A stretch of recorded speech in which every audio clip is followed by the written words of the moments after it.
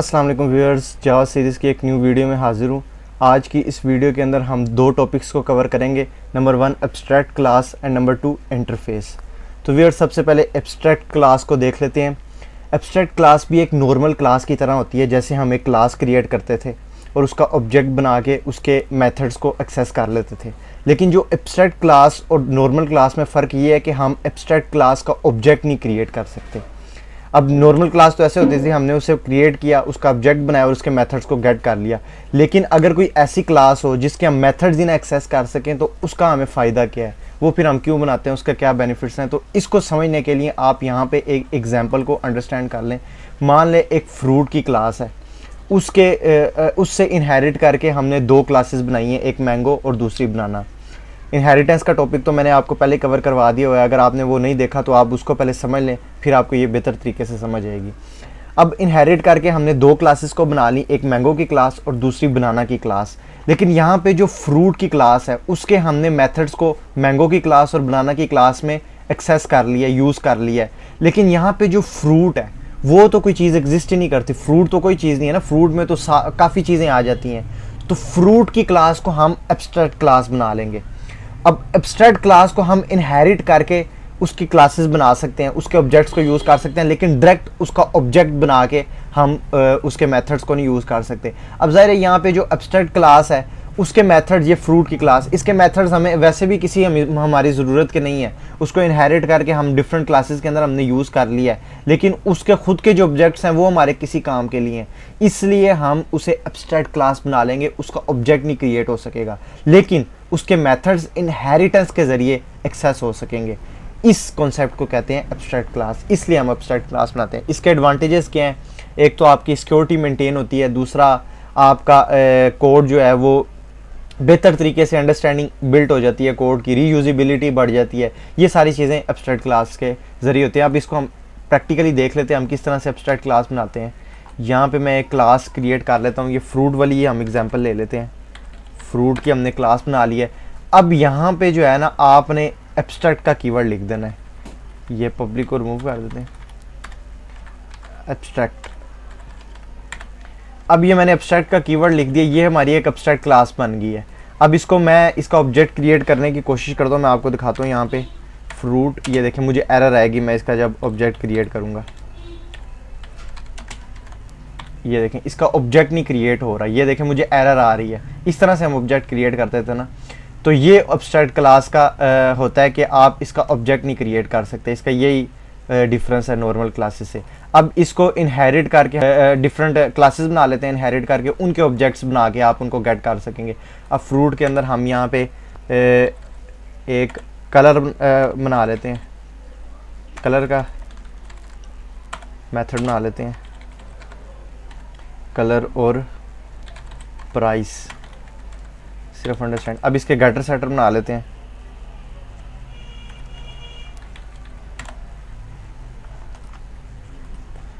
अब ये देखें, ये हमने एक एब्स्ट्रैक्ट क्लास बना ली। अब इसको जो है ना, हम एक्सटेंड करके एक चाइल्ड क्लास बना लेते हैं, class mango x tends fruit.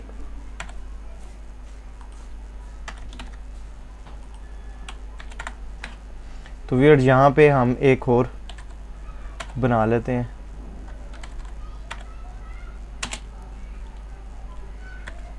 Shape के नाम से। इसका भी गेटर सेटर बना लेते हैं। तो व्यूअर्स, अब ये देखें, एक मैंने सिर्फ अंडरस्टैंडिंग आपकी बिल्ड करने के लिए एक ये क्लास बनाई है, इसको मैंने एब्स्ट्रैक्ट क्लास से एक्सटेंड कर लिया। अब एब्स्ट्रैक्ट क्लास का तो ऑब्जेक्ट नहीं क्रिएट हो सकता था, लेकिन मैंगो का हम ऑब्जेक्ट क्रिएट करते हैं। मैंगो वाली क्लास का ये इक्वल न्यू मैंगो। अब इस रेफरेंस वेरिएबल से हम इस कलर वाला गेट कलर, ठीक है। इस तरह से हम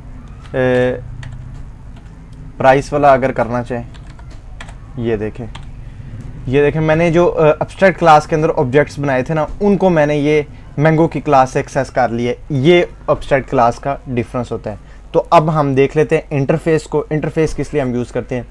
इंटरफेस कोई क्लास नहीं होती, इंटरफेस जस्ट क्लास का एक इंटरफेस होता है। उसके अंदर हम जितने भी अपने क्लास के मेथड्स बनाते हैं ना, उनके सिग्नेचर को डिफ़ाइन कर लेते हैं। अब यहाँ पे मैं आपको एक एग्जांपल के तौर पे बना के दिखाता हूँ। इंटरफेस, इसको हम ख़त्म कर देते हैं।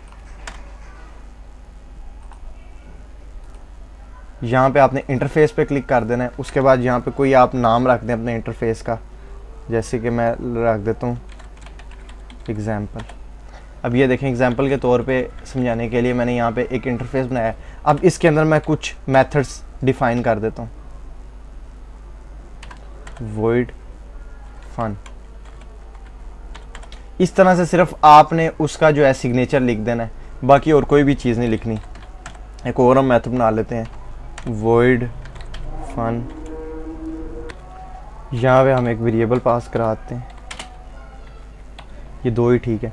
तो फिर ये देखें, यहाँ पे हम जितने मर्जी मेथड्स एक क्लास के अंदर जो हम यूज़ करना चाहें ना, वो इंटरफेस में हम सिर्फ डिफ़ाइन कर सकते हैं। ये जब हमें नंबर ऑफ़ मेथड्स ना पता हो ना, हमने कितने मेथड्स बनाने हैं, तो हम इस तरह से कर सकते हैं अपने काम को आसान बनाने के लिए। और इसका ये भी फ़ायदा होता है कि आपका कोड अंडरस्टैंडिंग आपकी आसान हो जाती है, कि आपको पता लग जाता है आपने अपनी क्लास के अंदर इतने फंक्शंस बनाए हुए हैं, सारे फंक्शंस के सिग्नेचर आपके ये अलग इंटरफेस के अंदर डिफ़ाइन हो जाते हैं। अब यहाँ पर हम एक क्लास क्रिएट कर लेते हैं test1 के नाम से। अब आपने इंटरफेस को किस तरह से यूज़ करना है, आपने क्लास के नेम के बाद इम्प्लीमेंट्स का कीवर्ड लिखना है, ये इम्प्लीमेंट्स, उसके बाद उस क्लास का नेम एग्जाम्पल। अब ये देखें, यहाँ पे आपको बता रहा है कि आप उसके जितने भी मेथड्स हैं ना इंटरफेस के, वो सारे यूज़ करें, ओवरराइड करें। अब ये यहाँ पे आप क्लिक करेंगे, ये आपको ऑप्शन दे देगा, आपके ये सारे मेथड्स ओवरराइड हो गए हैं। इस तरह से आपने उसके अंदर जितने भी मेथड्स बनाए थे ना, वो सारे यहाँ पे ओवरराइड होके आ गए हैं। ये इंटरफेस बनाने का ये तरीका होता है। इसके ज़रिए आपका ना काम आसान हो जाता है, आपको पता लग जाता है आपने अपनी क्लास में कितने मेथड, जब आप 50-60 मेथड्स एक क्लास के अंदर बना दें, तो आप उसका एक इंटरफेस बना लें, तो आपको पता चल जाएगा सारे मेथड्स का, आसानी हो जाएगी। तो व्यूअर्स, आज की इस वीडियो के लिए इतनी। अगर आपको वीडियो पसंद आई तो चैनल को सब्सक्राइब कर दें और साथ में बेल आइकन भी दबा दें, ताकि आने वाली तमाम जावा की वीडियोज़ आपको मिलती रहें। तो मिलते हैं फिर नेक्स्ट वीडियो में। अल्लाह हाफिज़।